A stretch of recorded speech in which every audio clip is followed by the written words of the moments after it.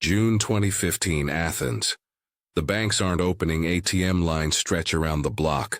Daily withdrawal limit, €60. Pension payments.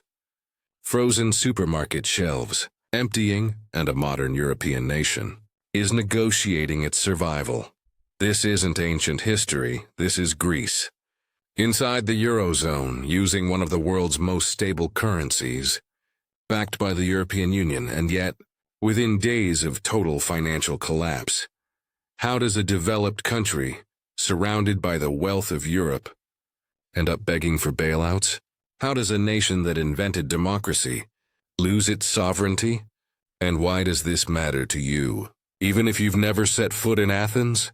Because what happened in Greece is a blueprint, a warning, a case study in how debt becomes a weapon, how crisis becomes control, and how quickly a country can lose everything when the money runs out.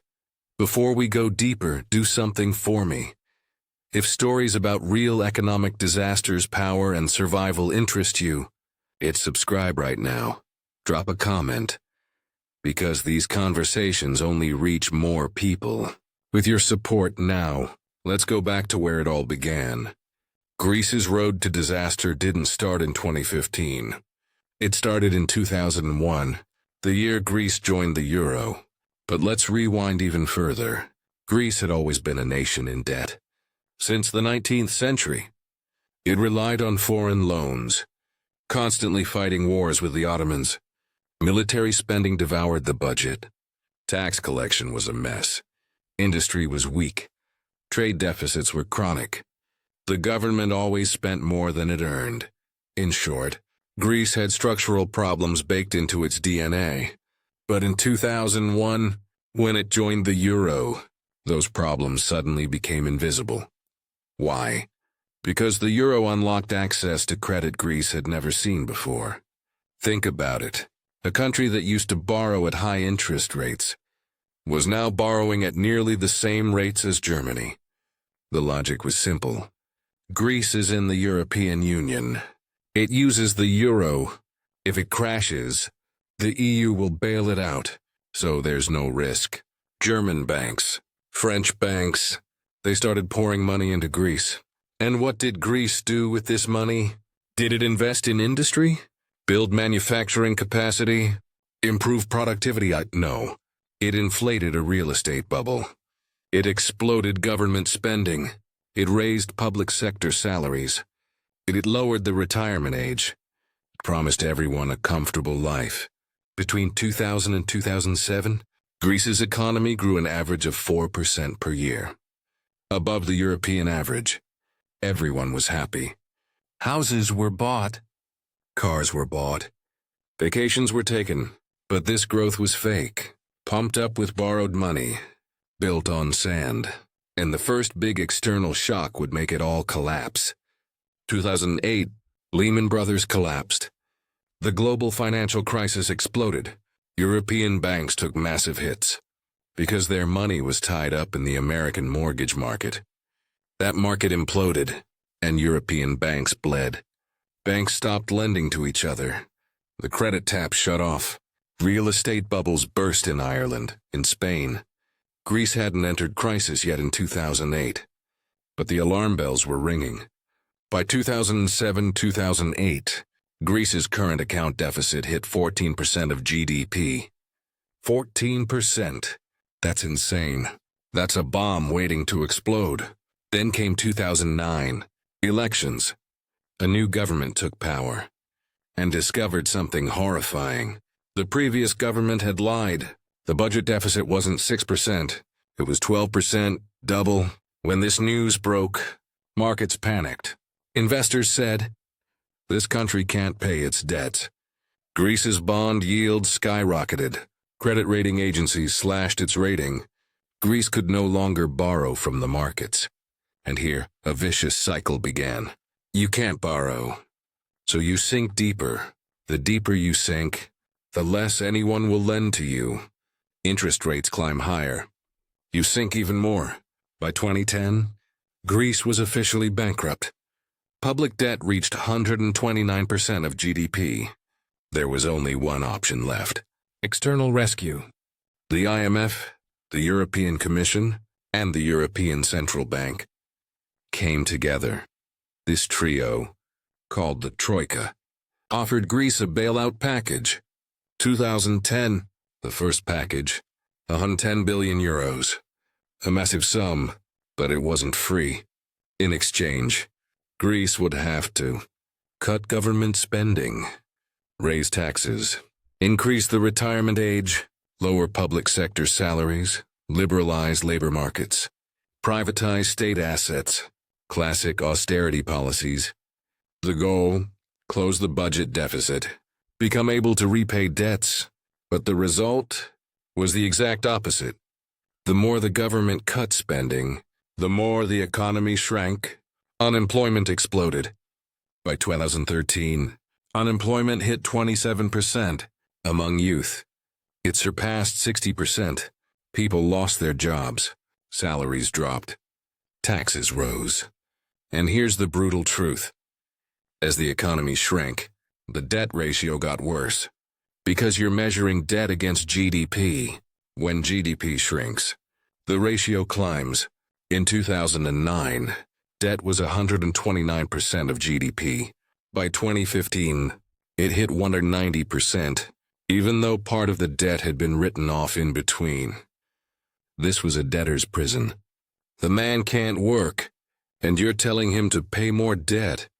How? From 2009 to 2013, Greece's economy contracted by 25% in real terms. An unbelievable collapse. People became poor, jobless, hopeless. Suicide rates rose 35%. Depression cases tripled. By 2015, the people had had enough. The left-wing party Syriza came to power. Their slogan? No more austerity. No more bailout packages. Who became finance minister? Yanis Varoufakis, leather jacket, motorcycle, an unconventional economist. He sat down with the Troika and said, "These policies aren't working. We're sinking deeper. We need to restructure the debt. We need to stop the austerity." The Troika said no. Negotiations stalled. The European Central Bank cut off liquidity to Greek banks. Banks closed. People could only withdraw 60 euros a day from ATMs. Then the Greek government did something wild, a referendum. They asked the people, should we accept the Troika's offer or reject it? During the referendum campaign, the banks were closed. Capital controls were in place. Europe was applying pressure. Threats came. Vote yes or we'll kick you out of the euro. But what did the Greek people do? They voted no with 61%. We do not accept these austerity policies. Varoufakis went to the prime minister with joy. And he was shocked. Prime Minister Tsipras looked defeated. His face was pale. His eyes were dark. Now is the time to surrender, he said. Varoufakis couldn't believe it. The people voted 61% no and you're surrendering? But Tsipras surrendered. Despite the will of the people, he accepted an even harsher bailout package. All of Syriza's promises went to trash. Why? Because Greece had no real weapon. European banks could cut off liquidity. Greece could be kicked out of the euro. It couldn't print its own currency. It had already lost its sovereignty. Now let's ask a critical question. Did the bailout packages really save Greece? According to Varoufakis, no. Those packages saved German and French banks. Here's how.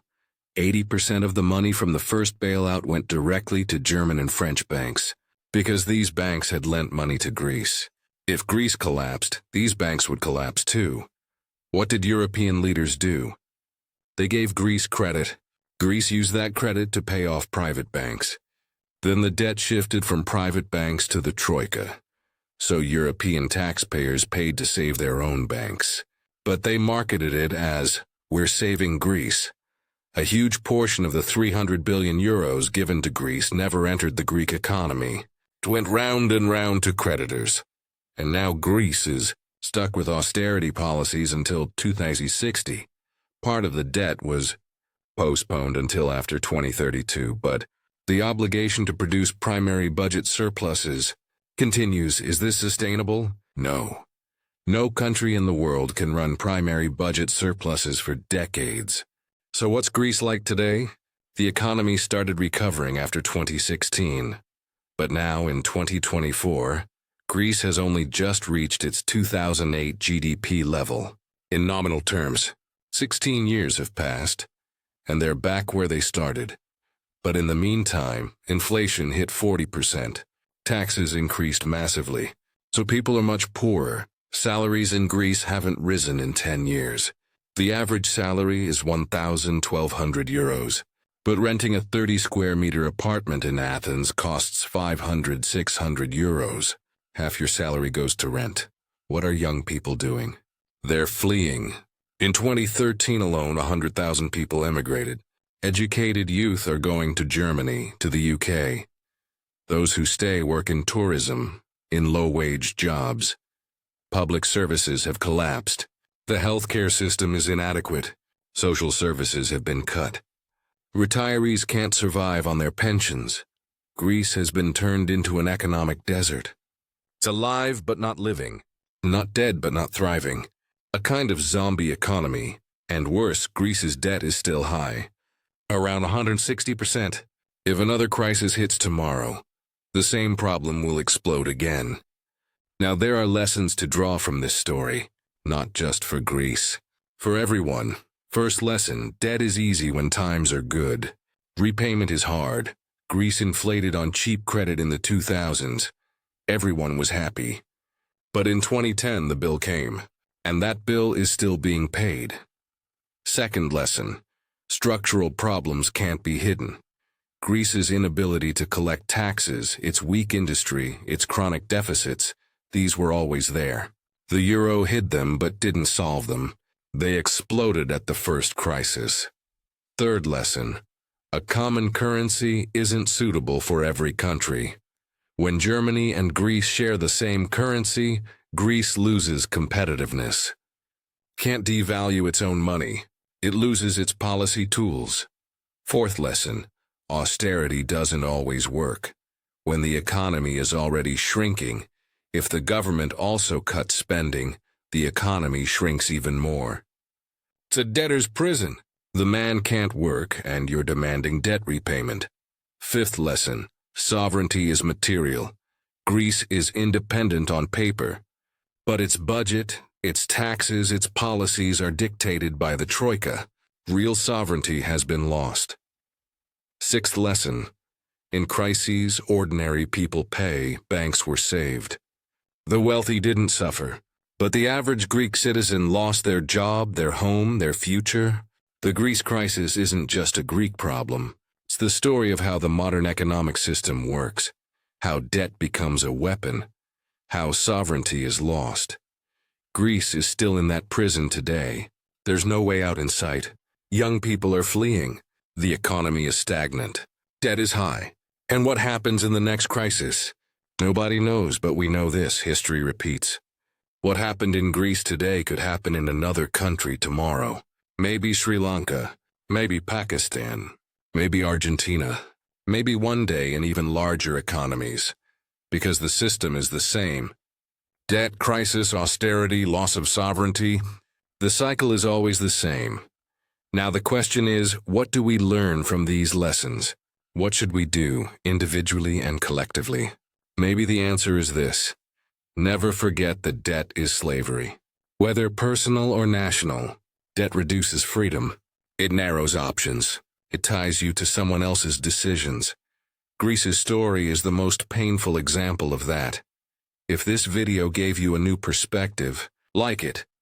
Subscribe, comment. Because we need to keep talking about these things, understanding them. History is here to teach us. If we don't listen, we'll live it again. See you in the next video. Take care of yourself.